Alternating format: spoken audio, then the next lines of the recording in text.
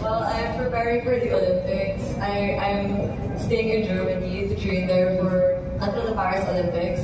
And at that time, I'm also joining the African Championship on June 6th in Morocco.